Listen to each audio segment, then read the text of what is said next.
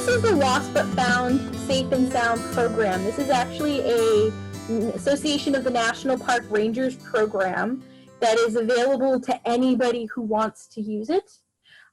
You can find all these materials. I'll show you where you can find them so that you can bring it back to your own troop or your own family. It's a great program to use with young ones, especially like daisies and brownies who've never been hiking before, or maybe you haven't taken them hiking before.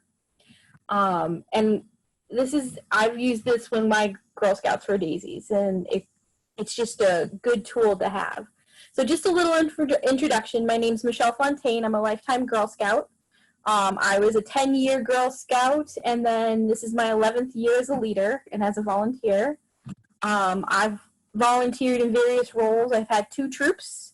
I've been through all the levels, from Daisy all the way to Ambassador. I've been volunteer support coordinator, troop pathway coordinator, and before that, older girl age level coordinator, which is the old version of troop pathway. I am a facilitator with the Merrimack Valley South Facilitators, and so generally you'll see me at Farnsworth and Novemberfest running workshops. So this is one of the ones that I normally do at Farnsworth. So I usually start off, so when I start off with this program and start introducing it to the girls, the first thing I'm going to ask is, who's ever been hiking before?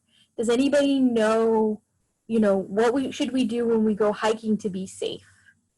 And then what I usually do is I go through and I show them this short little video.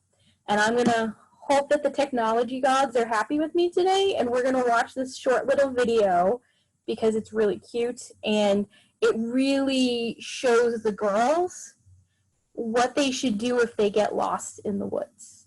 All right, so hopefully it works. We're going to try it. Cross my fingers.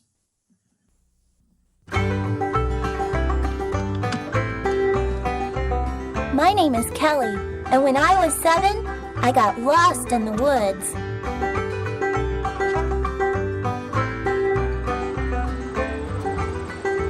I had been waiting for our family's camping trip all winter. I love the woods, and Dad told me I'm the best hiker in the family. We got to the campground in the afternoon. The first thing we did was unpack the car. Hey, come on everybody, let's get unpacked. I worked hard to set things up, while my brother just sat around and read his comic books. But I didn't care. I wanted to get everything ready as quickly as possible because I was leading the hike to the lake. Just before we left, Mom reminded me to take my fanny pack.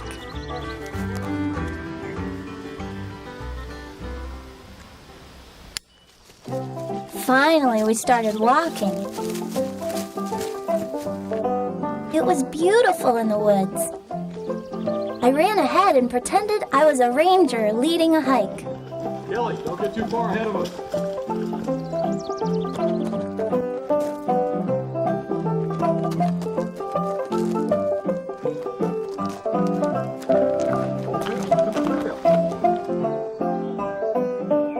The trees were really tall.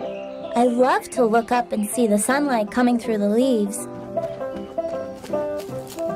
Along the trail was a big pile of rocks, and I ran over to it and climbed up.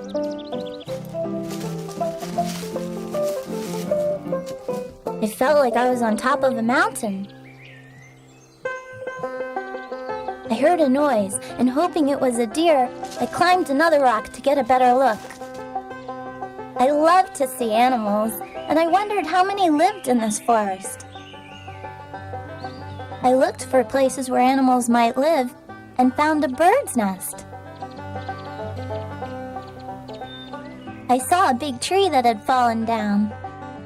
It had a hole in it, so I looked to see if anybody lived there.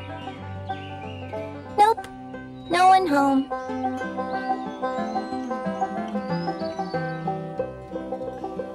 I walked on top of the log without falling off.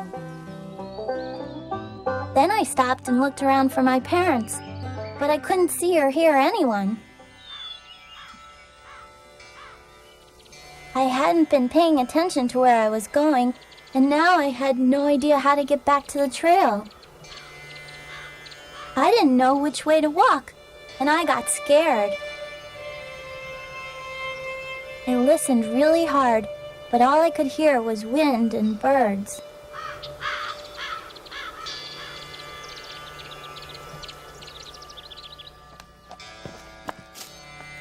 Mom! Dad! Mom! Dad! Mom! Dad! I called for my mom and dad, but no one answered. I started running, but I tripped and fell and scratched my hand on a sharp rock. While I was brushing off the dirt, I thought about what was happening, and I knew I was lost. So I started thinking about what I should do next. When the park ranger had come to visit my class at school, he talked about what to do if you were lost in the woods. I knew I had already made one mistake by running when I didn't even know where I was going. I needed to do better. I knew that the most important thing to do was to stay in one place. So I looked around for somewhere else to sit, where I wouldn't be hidden, and where I'd be comfortable too. I thought of the bird's nest I had seen earlier that day and decided to make myself a nest, a little home that would be warm. I thought more about what the ranger had told me and my friends, and remembered the piece of paper I brought home for Mom to read. It was a list of things the ranger said a kid should always carry on a hike. Things that you might carry with you that you might not think you should bring. Those things are a garbage bag and a whistle. The fanny pack! I opened it up and found a whistle. It was easier than yelling, and searchers can hear it better. I blew on the whistle and then stopped to listen.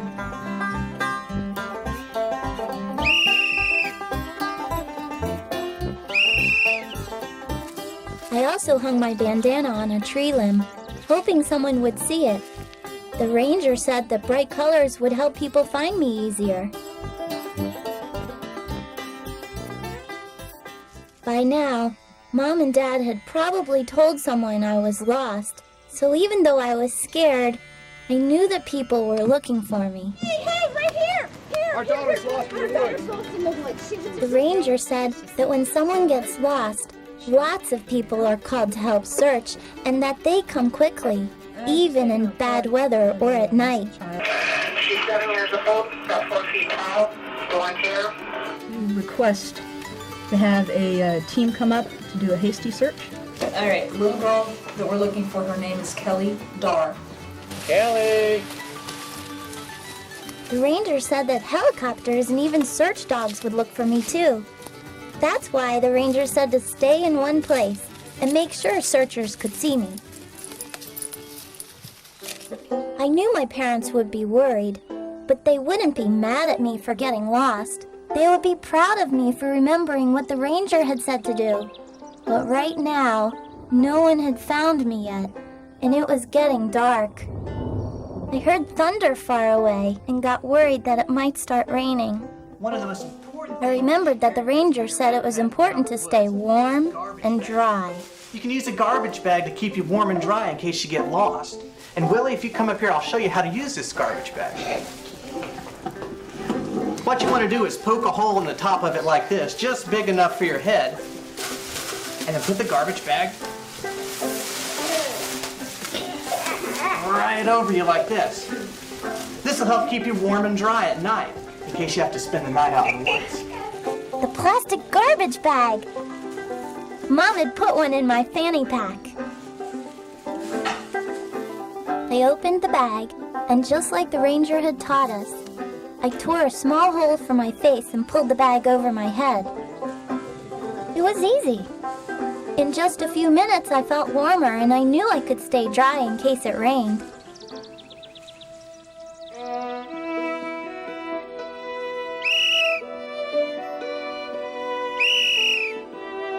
I stayed in my nest and blew my whistle every once in a while until I fell asleep.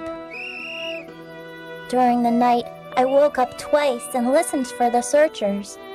I didn't hear them, but I did hear some strange, spooky sounds. I remembered the ranger said that none of the animals or bugs would hurt me, and even though it might be a little scary, to just stay in one place, don't run away.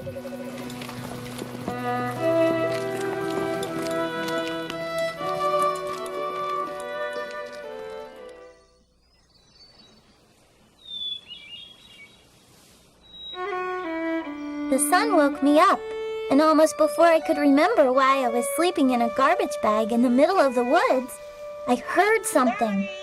Voices! I blew my whistle as loud as I could. Someone had found me. Lenny, a search and rescue dog. And right behind him was his owner, Brooke, and another rescuer named Marion. You okay? Are you cold? Boy, was I glad to see them. I told Brooke I was cold, and Marion gave me her coat to wear. Father. Let's take this off and put a warmer jacket on. Here you go. Then Brooke, Marion, and Lenny led me out of the woods.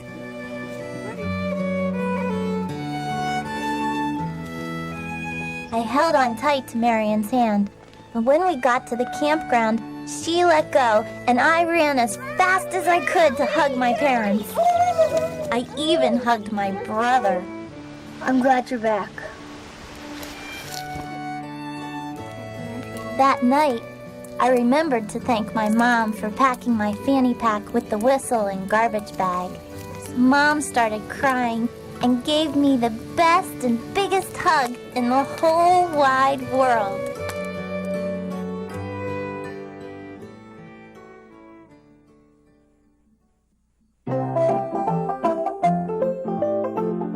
So that's the little video that goes with the, let's see, there we go, that goes with the program. And so when I run this with little children, with daisies or brownies, sometimes even juniors, I show the video so that they can see, you know, what can happen. And then what we do is we start to build a hiking kit.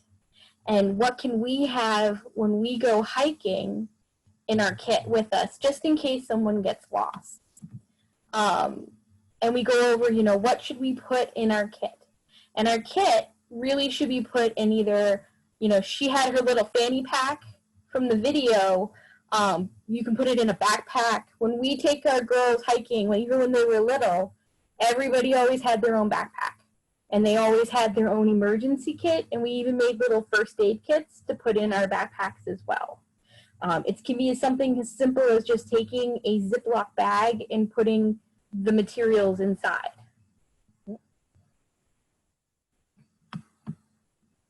So the first demonstration that I do is usually with the trash bag. And we do a trash bag race. And what I do is I have 2 trash bags normally, and I ask for 2 volunteers. And one of the trash bags has a cut, a slit at the very end, and the other one does not. And we do, okay, let's see who can put the trash bag on the quickest. And always the one who has the pre-cut trash bag is the one that gets into it quicker. And so really what we want to make sure is that when we're building our bags, that when we take our trash bag out, we pre-cut it, especially for the little ones who, you know, they're going to have a trouble trying to put a hole in the trash bag if they need to put it over their head. And so it's always quicker to pre-cut it ahead of time and then stick it in their little Ziploc bag or in their backpack with them.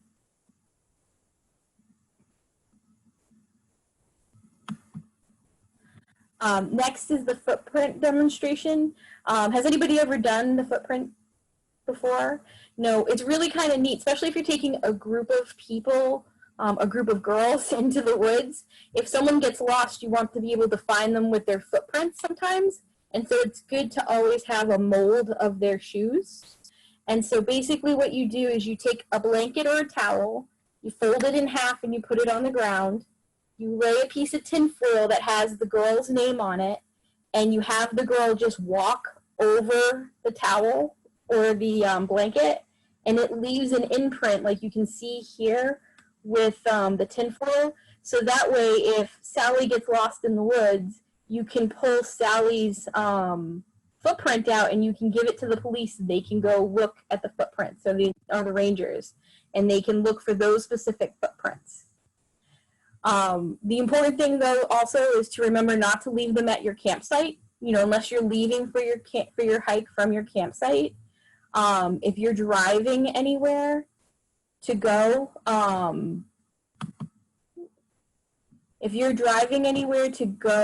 hiking, you want to put them in the car with you, because you don't have to drive an hour to your campsite to go get them to bring them back if you need them. That's the only thing.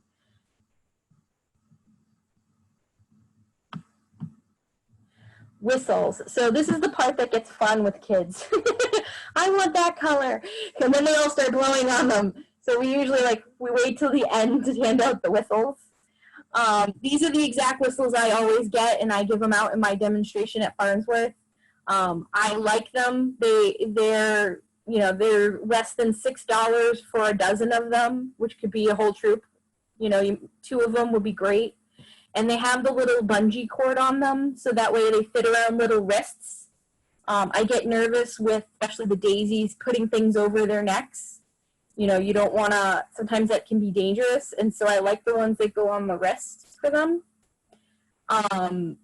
We talk about with the girls, you know, universal sign of distress or help is 3 blasts from a horn or a whistle.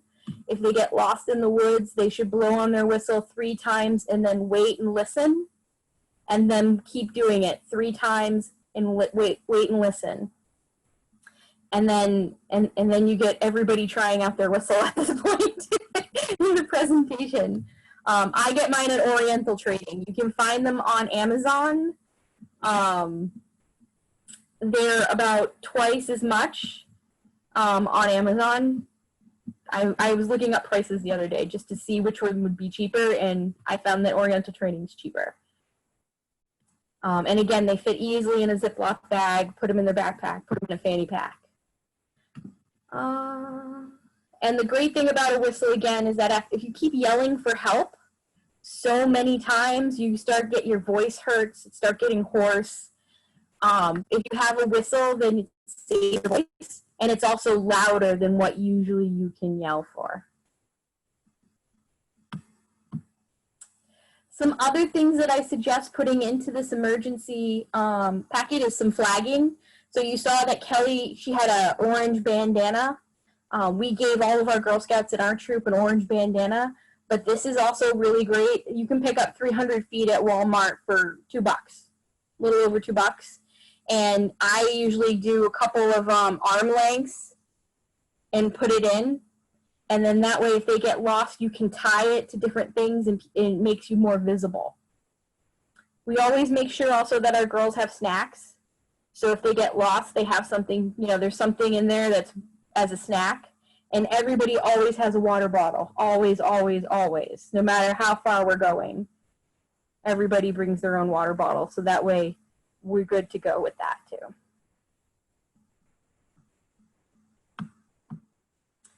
So the great thing about this program is that it's a lot of fun to do with kids. You know, you get to do the trash bag race. We get to blow the whistles. It doesn't take a long time to do it, though. It is a free program. They do ask for a $10 donation if you go to their website. And this is their website right here if you want to write down their address.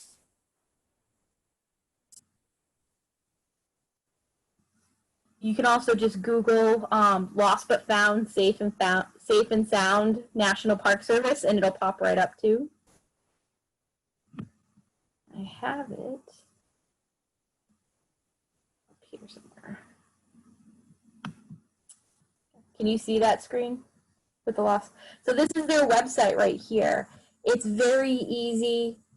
They used to have a DVD of the video, but they don't have that anymore. They just have an MP4, which you can download, and I embedded it right into my presentation. So it's kind of easy to use.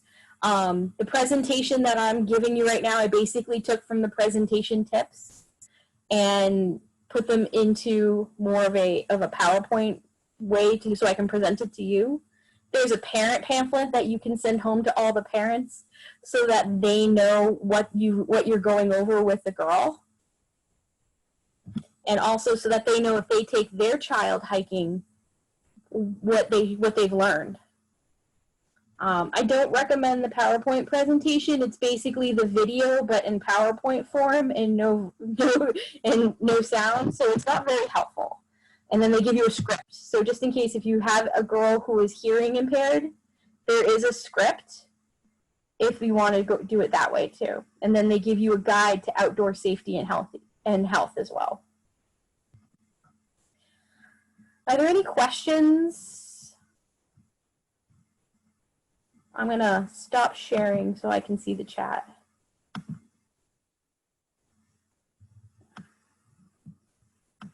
Anybody have any questions about the program or maybe how to do it with your girls? What age level girls do you all have?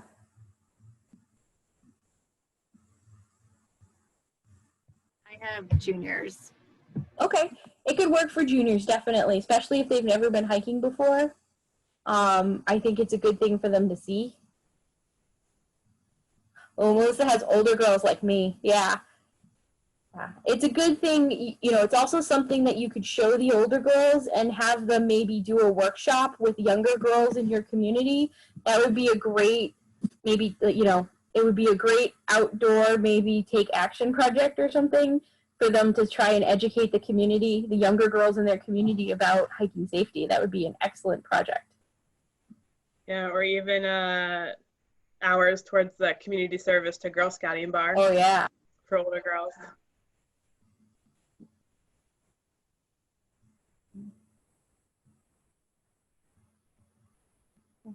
I know it's kind of weird doing this as a virtual a little bit. You know, it's more fun when I'm handing out trash bags and seeing adults try to grab into them. But it is a great program. I really recommend that if you haven't done it with your girls to do it. You know, some of them don't even think that, wait a minute, they don't think about what would happen if they get lost, and maybe they haven't had that conversation before. And like I said, for older girls, it's something that you can do with them and then have them teach it to the younger girls. Well, thank you very much for coming. I think I'm pretty much done. It's almost 7:30 anyway.